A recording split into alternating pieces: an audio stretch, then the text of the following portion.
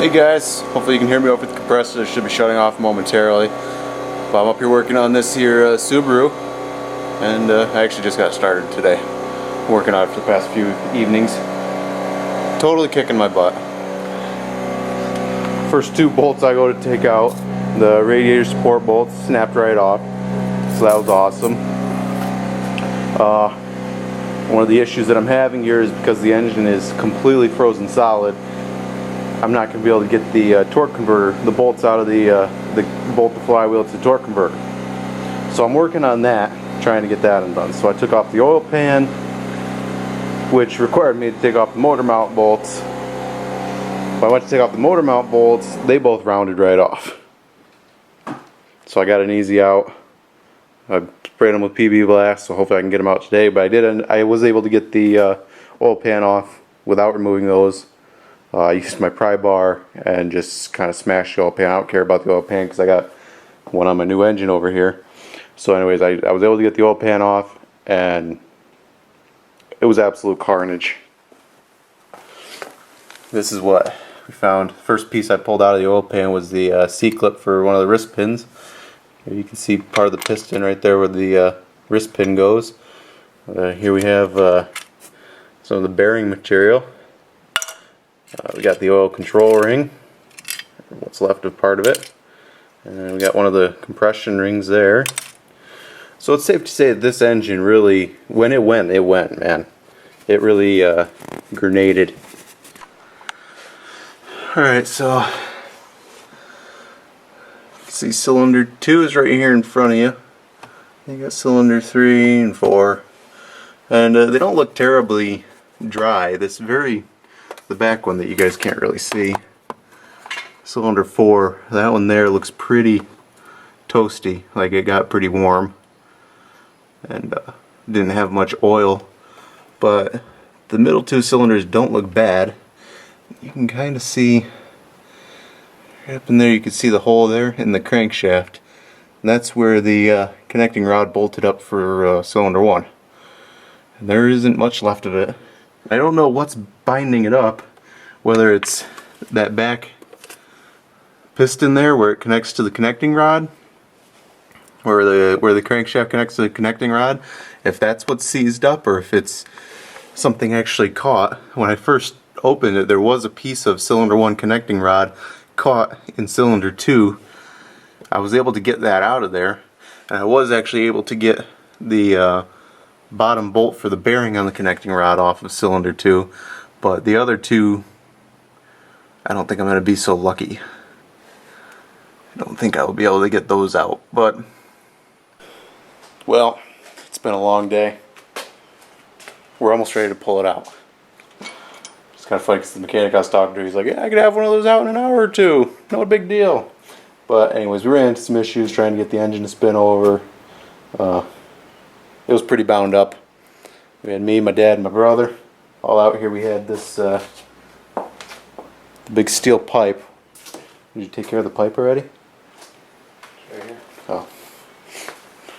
We had this big steel pipe on the on a pipe wrench on the crankshaft here, and we had all three of us on there wrenching on it pretty hard, and we were finally able to break it free.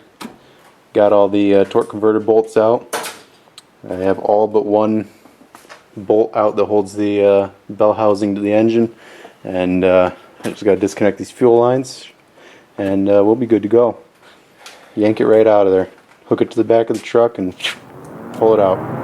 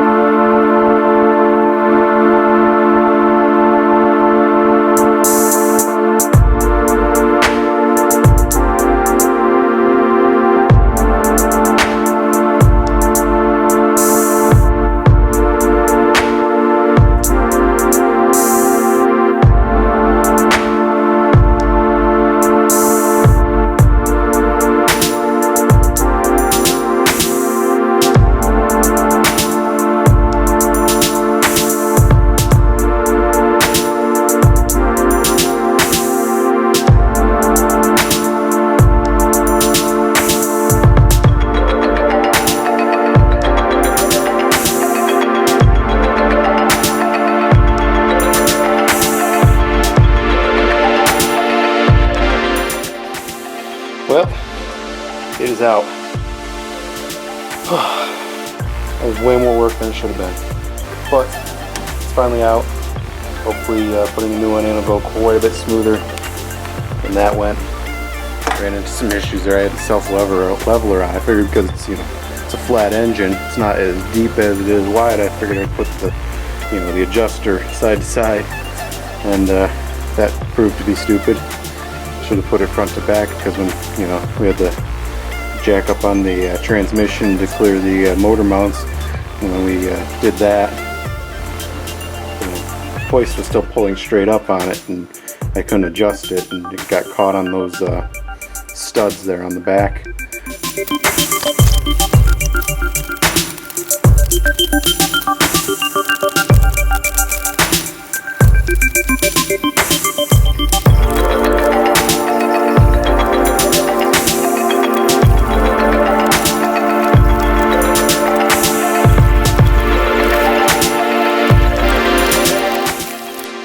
So unfortunately yesterday my battery and my camera died, but as you can tell we got the engine in. And by we I mean me.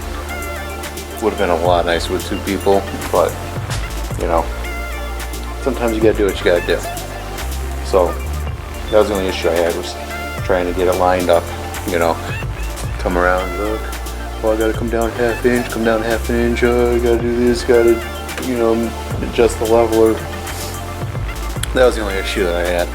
That and the motor mounts. I trusted the internet on torque specs, and I went out and bought brand new motor mounts yesterday, and figured, since I got the engine up on a lift, it's right, I can just get underneath it and it'll be a lot easier. So I bought brand new motor mounts, get the engine in there, I go to tighten down the passenger side motor mount, I got the torque wrench set, I'm going away, I'm like, man, this thing just isn't getting tight. Snap the stud right off the brand new motor mount. It's the last time I trust the internet for torque specs. So anyways, I'm going to return that and tell them it was defective. The bolt just fell right off of it. And I put the old motor mount back in. There was really nothing wrong with the old motor mount. I just figured since I have it out, why not? So I'm going to start, I'm going to work on the flex plate bolts.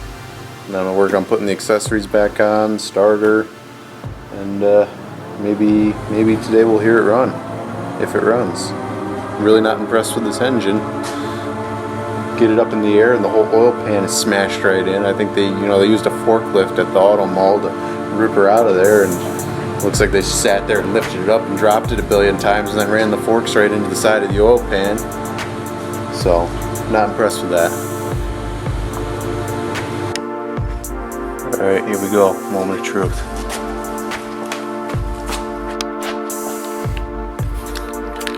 Take two now that I actually have the keys.